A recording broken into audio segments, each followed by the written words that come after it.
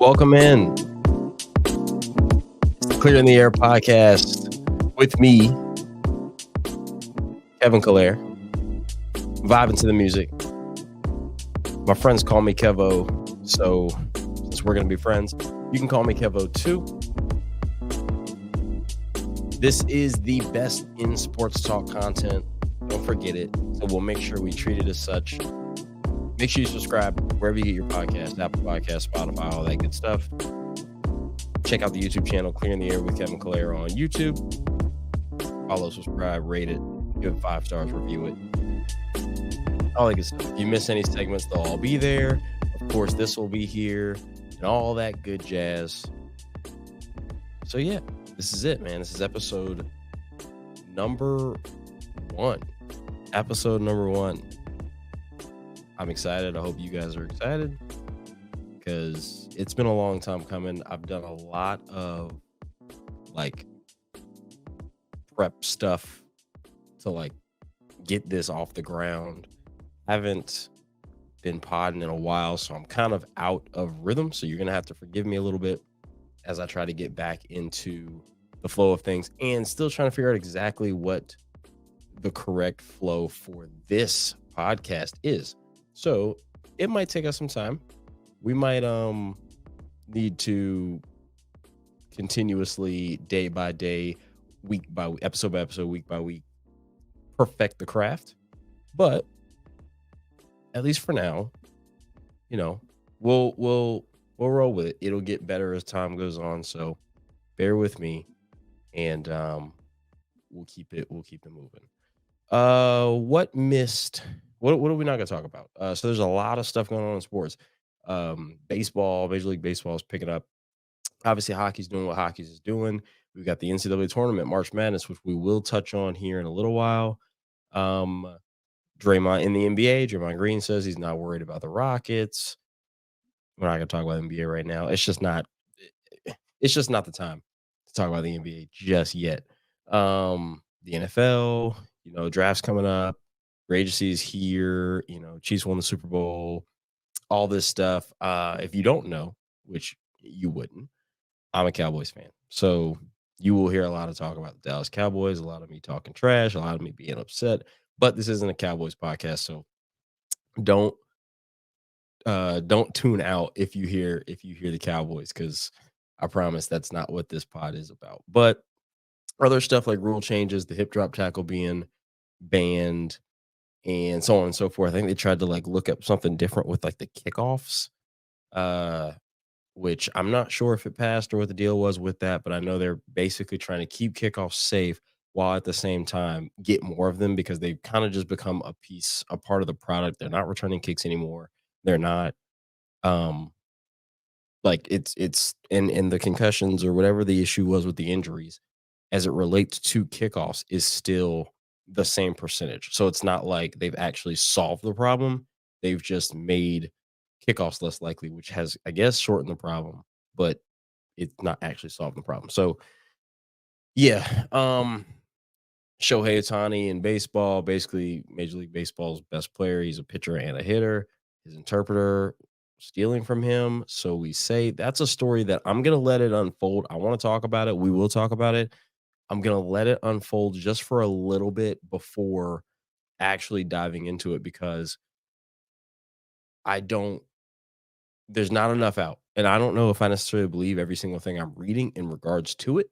So yeah, we're just going to ease and pump the brakes on Shohei Ohtani. Maybe next week we'll talk about it. But for now, yeah, we'll take it easy on Shohei. But like I said, we will talk about the NCAA tournament.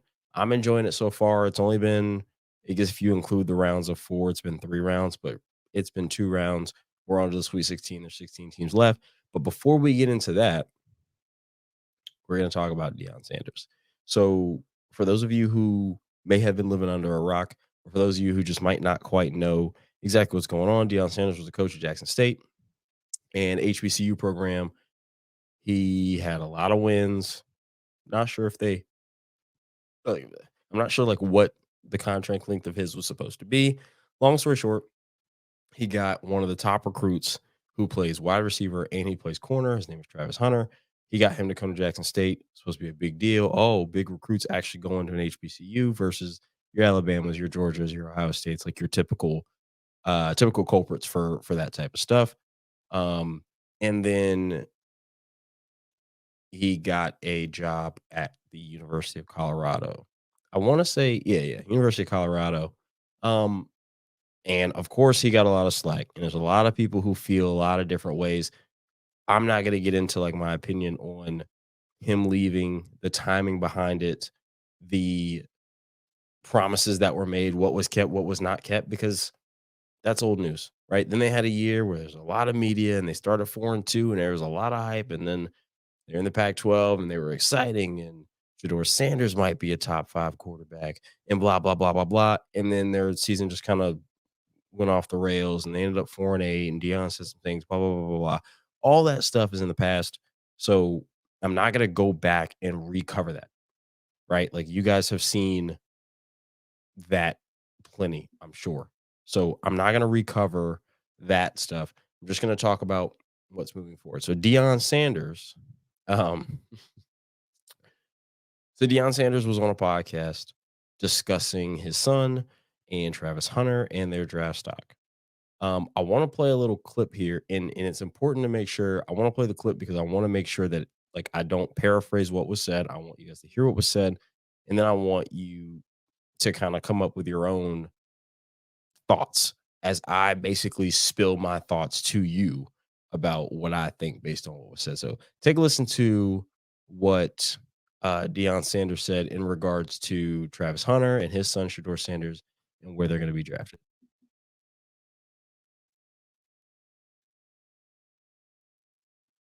Where do you predict Shador and Travis going in the draft?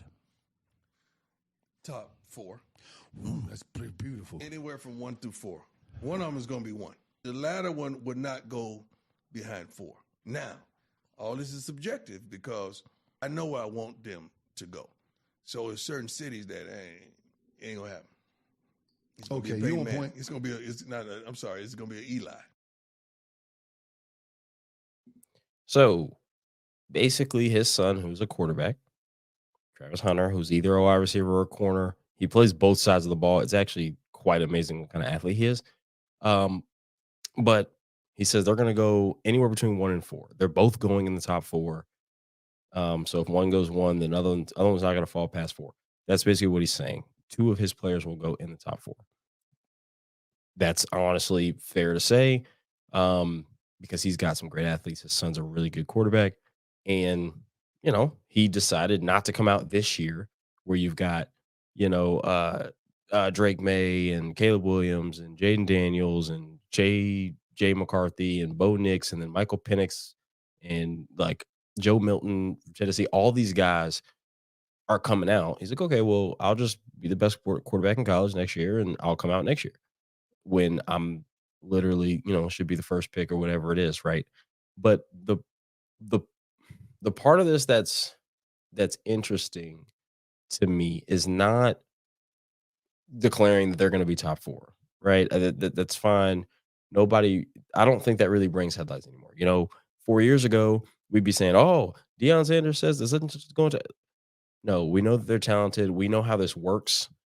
So that's not really necessarily like a big deal. The big deal is I know where I want them to go, so it's gonna be an Eli. So for those of you who don't understand exactly what he means when he says it's gonna be an Eli, basically Eli Manning was drafted by a team, and I wanna say it was the Chargers. So Eli Manning, Philip Rivers, and Ben Roethlisberger all got drafted in the same draft class. Um, and Eli, I believe, was drafted to the Chargers.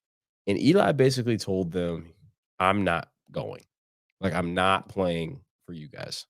So do with that information as you will, but I'm not going. Like, I'm not playing. So I think the Chargers ended up either happened one of two ways, and I apologize that I don't have this off the top of my head, but either the Giants had already drafted Philip Rivers, and then the Chargers were going to draft Eli, who said he wasn't going to play for them. So then they just drafted Eli and they traded, or the Chargers had drafted Eli, the Giants were picking, and Eli was like, "I'm not playing for y'all." And the Chargers were like, "Hey, just here, let us give you Eli, and then let us take this pick and we'll draft Philip Rivers." It was one of those two, but long story short, they got traded for each other because Eli said, "I'm not playing for them."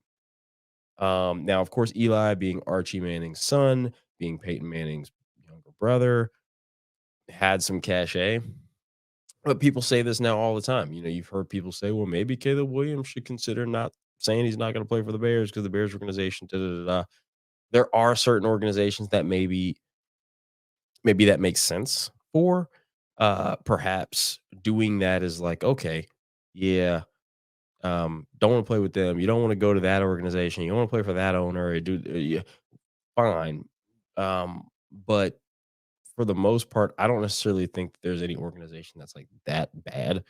But again, what do I know? So what I want to get into with this is honestly less about Deion Sanders, his comments, and more about like the divide that it's kind of put, right? So one of the things that is now a huge thing in sports is player empowerment, right? And what that means, right? Is this player empowerment has this thing where we're talking about, as a player, I have more control in what happens for me, right? Everybody knows that in professional sports, you're signing contracts. So it's a lot of, okay, for the next 4 years, I'm here. And just given what CBAs, which are collective bargaining agreements, given like whatever the stipulations are, the contract when you get drafted is set a certain way, and then the contract structure is set a certain way, and then in the NFL, so in the NBA, if you get drafted by a team in the first round, they basically have the rights to you for 7 years as long as they want you. You play your rookie contract for 4 years, and then you get your rookie extension, which is usually 3 more years because they like are allowed to pay you money that like no other team will pay you, and they can put you on like a certain kind of restricted free agent thing. With a lot, football is very similar, where they pay you your rookie contract as 4 years, but then they have franchise years, so they can franchise tag you, which is a fully guaranteed contract. Um, and so like what the Ravens did with Lamar last year was they put him on the non-exclusive franchise, so someone could say, "Hey, we'll take Lamar," but they have to give up 2 first-round picks to get him. And, so there's just like certain contract stuff that makes it to where, okay, like where you are, you're gonna have to be there. Kirk Cousins had to be with the Redskins, formerly known as the Redskins. Then they were the football team, and now they're the Commanders for 6 or 7 years because he had to play through his rookie contract and then he got franchised twice. So um he didn't, so it's just kind of like you don't have a choice. You a lot of your future is in other people's hands, right? Based on your talent. So you don't get to say, okay, well, I want to play in this city. I've got family here. Or not until you become a free agent, which is why a lot of players like to go to free agency, which is also why a lot of teams like to keep their players from becoming free agents. Hey, you want a contract? We don't want to pay you. Rather than just letting you walk in free agency, we'll trade you to a team that wants to pay you. You never really became a free agent. You just got traded. Depending on what the situation is, some teams may do right by these players. For example, um, like Justin Fields got traded from the Bears, but they at least gave him a little bit of like d- did right by him, and I do that with air quotes, um, by trading him where he wanted to go. But still, for the most part, you're a free agent, right? So yeah, so you've got the player empowerment side. Oh well, I get to choose. Like my future is in my hands. My future, I get to determine what's best for me. This coach might not be the best coach for me. I may fit better in system X versus system Y, and I get to choose that. Um, and I get that. The alternative is what a lot of people are coining as player entitlement, where it's like, hold on.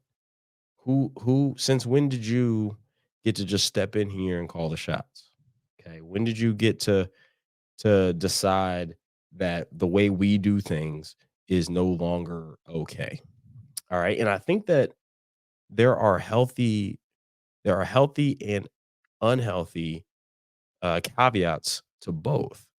I definitely believe that the idea of being afraid that players are getting or would get entitled to exactly what they want and getting what they want whenever they want it is something to fear. I don't know if it's necessarily something to fear when it comes to football, like when it comes to sports, but I get it. But at the same time, there's so much in life beyond the sport you play that matters. That, yeah, like, okay, if I live in California, I would much rather, and I've got family here, maybe some family are not well. It would behoove me to play in California or close to than have to go play in Boston, right? Like that's just the nature of the game. And you being a draft pick as a rookie, you set this stage of, well, you're a rookie, so you don't get to say what it is. You're gonna do this and you're gonna do this how we say this. You're gonna go to the rookie camp and you're gonna come to camp and you're gonna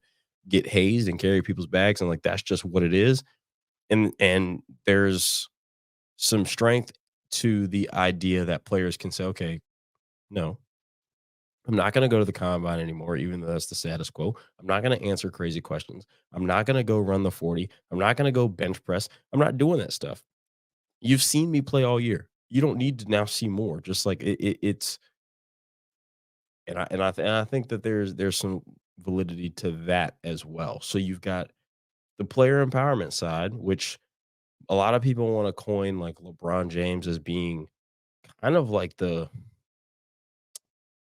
kind of like the guy who kind of like grandfathered like brought that in with his whole going to Miami, talents to South Beach.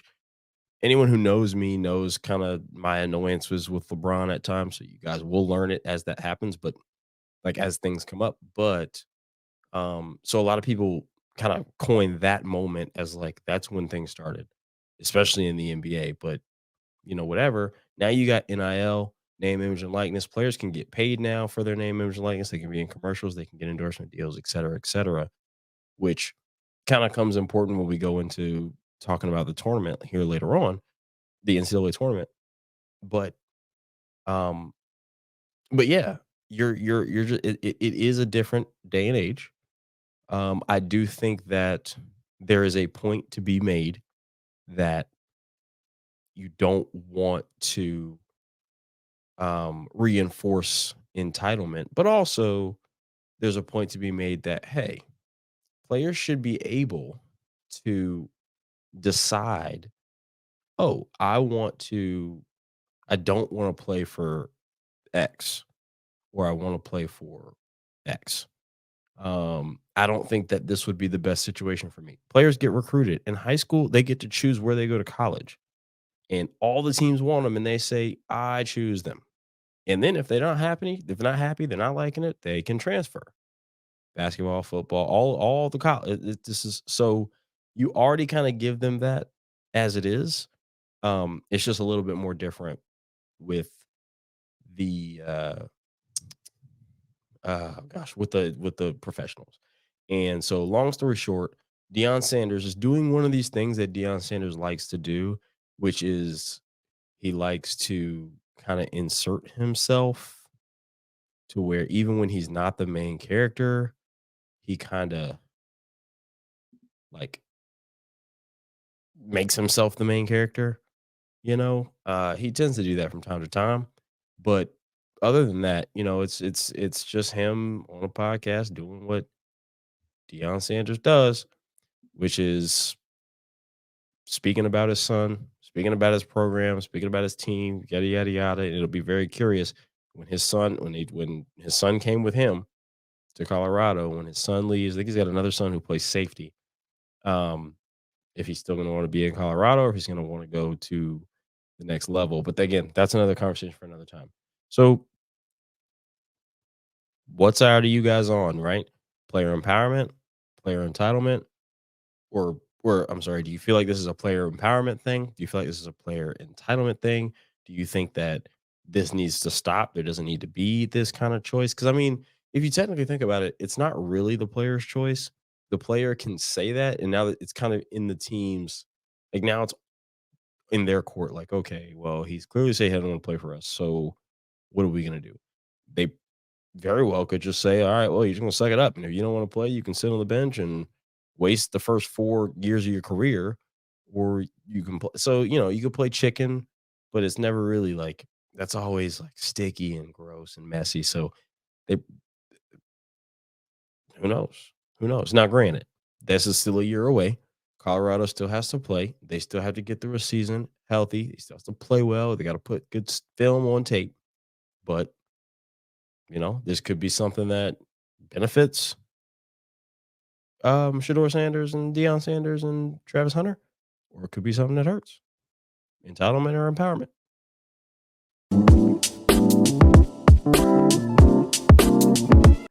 Okay, so one of the great things right now about this podcast is that I don't have to pay for any ads. So you're not going to hear any advertisements. You're not going to hear any ad reads from me. You're not going to hear any like random commercials just like stuffed into um like you know into the whatever yet. Right now you're at the very beginning, so you don't have to worry about hearing any of that stuff. It's just me and we're just talking away. But maybe one day. So I was talking earlier about name, image, and likeness, and player empowerment, and like players moving from like school to school with the transfer portal and all that stuff. Um, and it kind of just bleeds, or I won't say bleeds, but it kind of leaks right into the next topic of discussion, which is the NCAA tournament, because NCAA basketball is one of the like biggest things that is being affected by the like player movement, their ability to move and be empowered and all this stuff, right? So real quick, we are at the Sweet 16 portion of the men's tournament. As of this recording, this will release on Tuesday. So Tuesday morning is a Tuesday morning. Sweet 16. We've got UConn, who is probably is they're an overwhelming favorite. They're an overwhelming favorite to win this whole thing. They won it last year. They are trying to repeat, and they are facing their number 1 seed in their region, facing the number 5 seed San Diego State, and then the number 2 seed in their region, Iowa State, is facing the number 3 seed Illinois. Um, North Carolina, go Heels. I'm also a Tar Heel fan. You guys will learn that and either love me or hate me for it. Shout out to everybody in the triangle. I am local to Raleigh, so shout out to NC State. Shout out to Duke. Shout out to North Carolina for still being in the tournament at this point. I know I haven't said that State and Duke were, spoiler alert. But North Carolina, they're the 1 seed in their bracket. They're facing Alabama in Los Angeles, and then Arizona, the number 2 seed, is facing Clemson, another ACC school, and Clemson is the 6. In Duke's bracket, Houston's the 1, Duke is the 4, so they're facing off, and then Marquette is the 2, NC State is the 11, so they will be facing off. And then lastly, you got Purdue, who's a 1 seed. They're going to be facing Gonzaga, who, even though Gonzaga is not that 1, 2, 3 seed Gonzaga they usually are, they're a 5 seed. They played really well in their second round, and they are still a really good team. And then you got the number 2 seed Tennessee playing the number 3 seed Creighton. So if you'll notice, I didn't say a lot of like huge seeded, like high, like not high seeded, but lower seeded, I guess, high number seed teams. All the 1 seeds are still here. That Sweet 16 matchup that they play is either the 4 seed or the 5 seed. So like if the 5 beats the 4, I don't really consider that like an upset. I mean, I know technically it is, but they're 1 seed off of one another. And then the 2 seed usually matches up against the 3 seed. You've got all 3 of your 2 seeds are still here. You got 2 3 seeds, and then you got a 6 that beat a 3 to get here. And you got the 11. Now, the path for the 11 is kind of crazy because the 11 beat the 6, which you get a lot of 11-6 upsets. You get a lot of 12-5 upsets. Those happen. You'll get a 14-3. You get lucky, you might get a 15-2. St. Peter's, shout out St. Peter's. beating 2-seeded Kentucky. I'll discuss that a little bit later. Um, but so basically the 14 seed Oakland beat 3-seeded Kentucky. So therefore, and then when 11 seed NC State won, it made a matchup for the 11 seed versus the 14 seed. And so that's how you got your 11 seed in the Sweet 16. But other than that, the lowest other seed is a 6 seed in Clemson. But you got all your ones, you got all your twos, and then you got two of your threes, two of your fours, and two fives, which again, the fours and fives to me are the same thing. So everything is mostly chalk, right? And what chalk is if there were no upsets. If the higher seeded team won every single game, that's what it means for it to be chalk. So again, that means you'd be 1 versus 4 across the board and 2 versus 3 across the board. And like I said, you got all your ones, all your twos, half your threes, and half your fours. So it's pretty close to chalk. You don't have a 10 seed here. You only got one double digit seed in 11, and then you have a 6. Everybody else is supposed to be there. So why? Why is it that all of a sudden why is everything like this? Why is it so blah?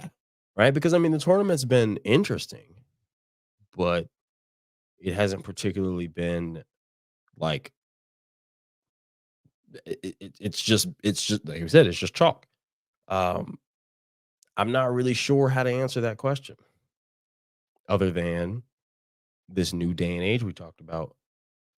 Um, Transfer portals, player empowerment, players being able to move. Basically, long story short, I can recruit you today as a freshman. You can come play for me. And if you're not happy, you can go play as a sophomore somewhere else. And if you're not happy, you can go play as a junior somewhere else. Before, I want to say that transferring, they used to take you had to sit out a year. And now you don't have to do that. So now you don't get punished for transferring. A lot of kids that go to the college, especially the big programs, are kind of hoping to make the league.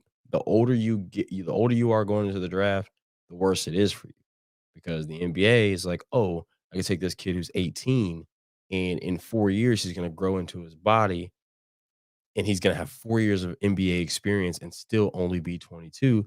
Well, if I go take this 22-year-old who's grown into his body, now before he develops into terms of what kind of player he's going to be, the NBA is a developmental league. It takes 6 years for you to really become who you're going to become. So I'd rather if your 6 year clock starts at 19 years old, then you're 25 and you got your 10 years. While if your 6 year clock starts at 23, well, now you're 29 and you don't have 10 years. You might have 6 years if we're just talking about the age 35. And that's if you even last that long. Most guys don't. So there's value to being young in the draft with a lot of potential. The NBA drafts off potential. That's what it is. The younger you are, the more potential you seem to have. So that's kind of how it goes. Now, a lot of these coaches have kind of like, oh, okay, like as they've seen the changes. The NIL, maybe not so much, but just like they've seen the changes in the way things work. So they decide to dip set. I'm a Carolina fan, North Carolina. So Roy Williams, he said, transfer portal, all this stuff. I'm good on that. Coach K, I'm good on that. Jay Wright, Villanova, I'm good on that. One coach who is still kicking, you might want to say kicking strong. He's kind of maybe not kicking strong. John Calipari from Kentucky, powerhouse Kentucky, blue blood Kentucky. He's real good with recruiting. He's a great recruiter. He's always got talent. He's always got arguably more talent than everybody else. But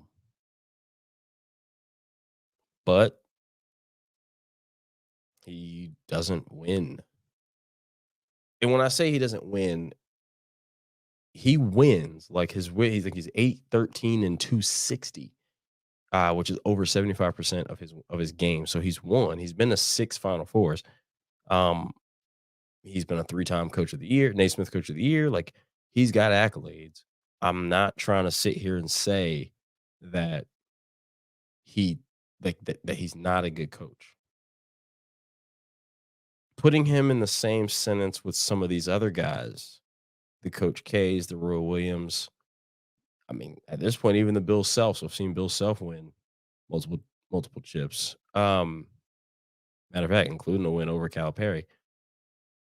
I, I don't know. I'm not putting him in that top tier of guys in my generation. I'm not talking about the Dean Smiths or the Rups or Bobby Knight. I'm talking about the guys who I grew up on. This is Tom Izzo, Jim Boeheim, Calhoun, Jay Wright, Roy Williams, Coach K. Like that. It's these guys I'm talking about. I can't put them in the top tiers with one championship. Like I said, you got all these accolades. You got 6 Final Fours. You got 1 ring. You took UMass to a Final Four. You took Memphis to a Final Four, and you had a run there with Kentucky where it was like, yeah, it was big time from like 2011 to 2015. I think they made 4 Final Fours, 11, 12, 14, and 15, 1 and 12. That was the Anthony Davis team. But I mean, you had a run in that 6 years, but if you go look at your last 6 years, you had the complete opposite. You lost in the first round this year. You lost in the second round last year. You lost in the first round the year before that. That was also to a double digit seed, 14 seed this year, 15 seed last year or 2 years ago. Last year, you were a 6 seed, so you weren't really that good. So you lost in the second round to a 3. You weren't upset. The year before that, you didn't make the tournament. And then the year before that was a COVID year. So there was no tournament. So you haven't, yet, but 2 of the last 3 years you lost in the first round, and you did it to double digit seeds. This kind of goes to what a lot of these coaches, especially these coaches who were good recruiters, who had really talented players with really big programs, Duke, North Carolina, et cetera, they kind of got to the point where they were like, well, now if this freshman doesn't come in and play 30 minutes and score all the points, he's going to want to leave. And so while I'm spending all of my offseason recruiting these players to come play, I'm also now spending my season recruiting my own guys to make sure that they stay. And there's no like one of the things about college basketball, if you go look at this college basketball tournament, is like we don't know who any of these guys are. There's no story because you don't have in some cases you do, but you don't have you got the guy who, oh, he was at such and such last year and at such and such the year before that. And this is a transfer from such and such. And this guy, like we don't have just like we've known him, we've been seeing him, we saw him grow for 3-4 years, and now it's his time to shine. We don't have that, or we don't. Yeah, we're not getting a lot of that um, in the tournament these days. And so what happens is you are getting a lot of guys who are older though, who have played a lot of basketball, even if they transferred twice. They've played a lot of college basketball. They're really, really smart. They're veterans. And then you got them going up against teams like Kentucky who are still doing it the old way, which is I'm going to bring in 4 or 5 freshmen and I'm going to have these kids basically play together for 1 year. They haven't known each other outside of the AAU circuit and maybe the McDonald's All American games. And we're basically not going to be super great at the beginning. We're going to be good, but we're not going to be great at the beginning of the season. We're going to develop. We're going to get better, get better. By the end of the season, they're a better team than they started, but they're still not at the pace of this team that starts 3 seniors. So you got North Carolina, for example, who starts a 5th-year senior because he got his COVID year, or 6th year. You got another guy who got a COVID year, but he's a junior, but really he's on 4 years. And then they got 2 seniors, 1 transfer from Stanford and 1 transfer from Notre Dame. You got 4 seniors starting and then a freshman. And then in Kentucky's side, you got like 2 sophomores and freshmen all over the place. So that old regime is just not the way that college basketball goes anymore. And quite frankly, I won't even blame this on Coach Calipari because it's just the way the times are. You see, coaches have to adjust, and the coaches who kind of didn't, that's just not their steez. That's not what they got in this for, and that's not what they're trying to do. Bounced. Roy Williams said, I'm good. Coach K said, I'm good. Jay Wright, and Jay Wright wasn't older the way, like Roy Williams has some health problems. Coach K's been coaching forever. Jay Wright was like, yeah, I'm good on that. I'm good on that. But the Gonzagas and the UConns and these teams that are starting 2 and 3 seniors and have been here the last 2 years, and like these are the teams who are having success. And then you got Calipari, somebody who's at a program who wants to win. Even though Calipari has been quoted saying, we've seen him say, I'm not here to win, I'm here to get these guys to the NBA. And when you go look at the NBA and you see all the Kentucky guys, he's doing that part. But if the goal is not to win, then what's the goal?